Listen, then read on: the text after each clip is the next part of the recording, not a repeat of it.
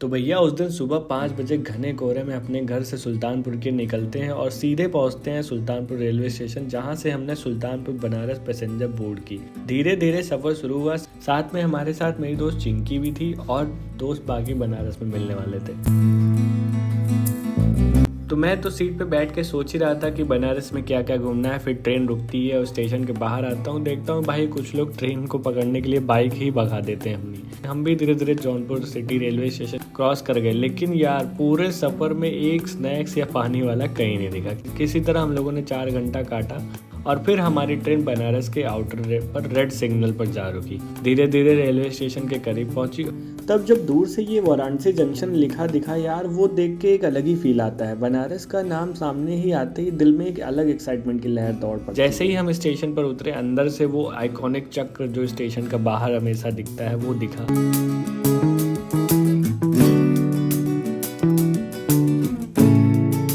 और भाई भीड़ का क्या ही कहना, एकदम जबरदस्त भीड़ थी। फिर उस भीड़ को चीरते हुए हम स्टेशन से बाहर निकले और भाई क्या बताएं, इतनी भीड़ थी कि हर तरफ बस लोग ही लोग। तभी हमें वहाँ एक मज़ेदार वाकया देखने को मिला। स्टेशन के बाहर कुछ लेडीज लोग अपने कपड़े ऐसे फैला रही थी कि उन पर कोई भी चढ़ा था। फिर पुलिस वाले बार बार हटा रहे थे, लेकिन वो फिर भी कपड़े वहीं फैला रहे थे। ये बनारस का भाई एक अलग ही रंग है।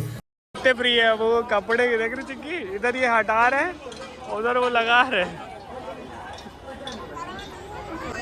अरे यार इतना कौन से फ्री हो सकते हैं। तो इन सब वाक़या का थोड़ा बहुत मज़ा लेते हुए हम लोगों ने बाहर स्टेशन के थोड़ा बहुत फ़ोटो वगैरह खिंचवाई। और 5-6 घंटे के सफ़र के बाद भाई असली भीड़ से टकराने से पहले हमारी बैटरी तो अभी से ही डाउन हो गई थी। तो हमने सोचा कि चलो यार बनारस की चाय से बैटरी चार्ज करते हैं। फिर हम लोगों ने जस्ट स्टेशन के बाहर कुल्हड़ की चाय पीने का सोचा और चाय लेके वहीं सुड़कते हुए लगा कि भाई सामने बनारस का स्टेशन, हाथ में कुल्हड़ की चाय। बनारस में यारो थकान भी सुकून बन जाए।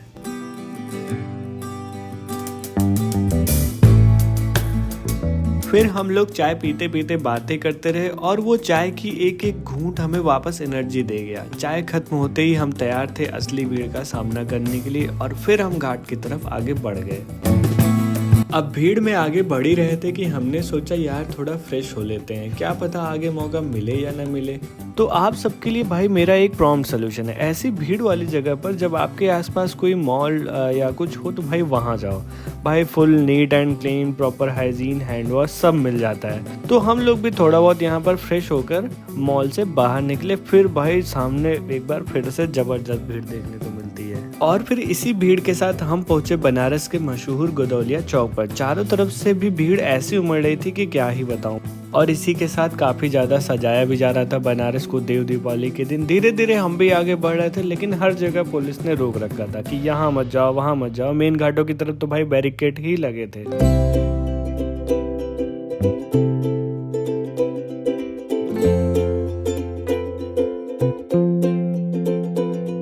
तो हमने सोचा कि भाई चलो गलियों का सहारा लेते हैं। सच में हम लोग गूगल मैप्स खोलकर फिर बनारस की उन सकरी गलियों में घुस जाते हैं। और हाँ, मजेदार बात यह है कि भाई बनारस की गलियां इतनी फेमस हैं कि गूगल मैप्स तक इन्हें दिखा रहा है। तो हम गूगल मैप के सारे उन गलियों में भाई घुसे और ये बनारस की गलियां तो गूगल मैप्स भी समझता है।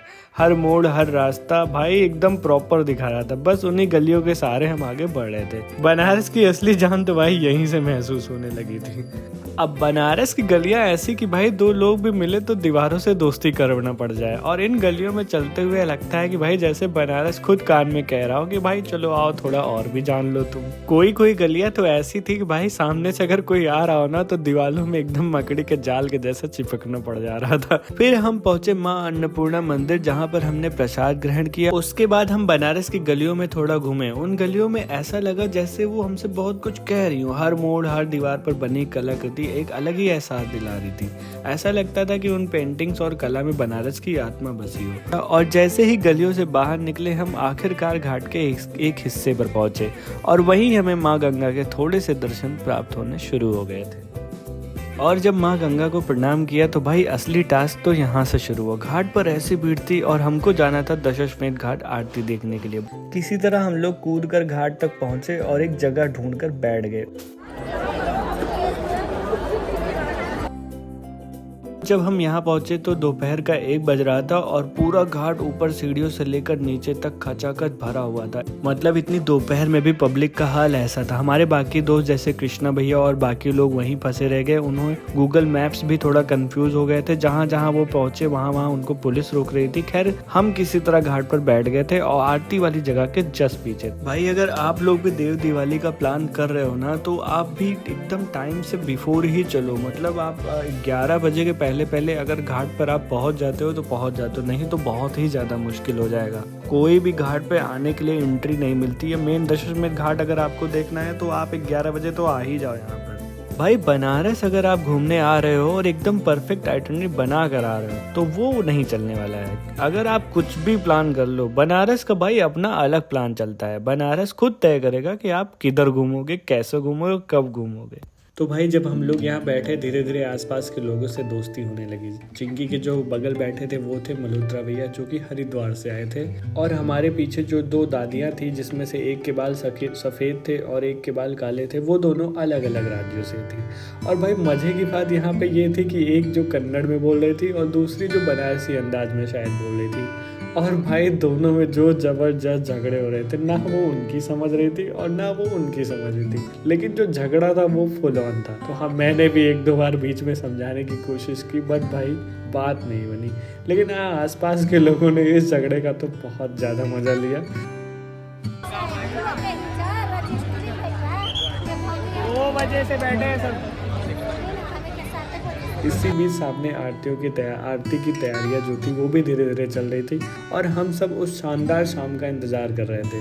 देखो देव दीपावली भाई, अगर आरती आपको देखनी है वो भी दशाश्वमेध घाट की देखनी है तो उसके लिए तो आपको पूरा एफर्ट देना पड़ेगा। जैसे कि हम लोग यहाँ 1 बजे से बैठे थे, मतलब अगर हम थोड़ा और लेट होते तो शायद हम यहाँ पे नहीं आ पाते। लेकिन आरती जो यहाँ की थी वो 7 बजे शुरू होनी थी और थोड़ा हम लोग पहले आ गए थे तो इसलिए शायद जगह मिल गई हम लोगों को।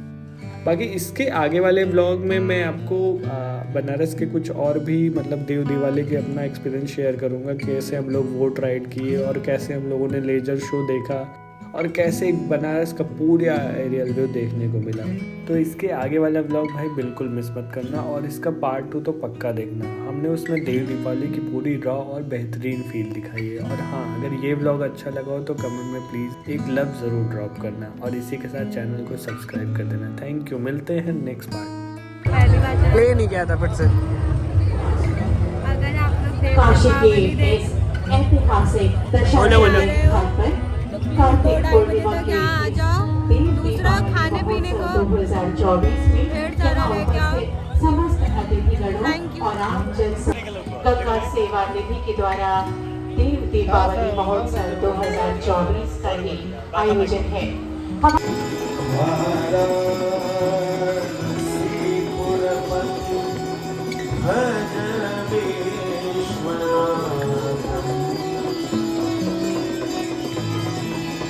सर्वे भवन्तु सुखिनः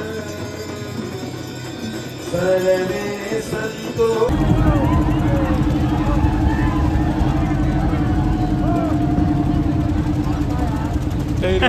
जियो और जीने दो। बहुत सारी जी। कौन सा घाट है? जैन घाट है।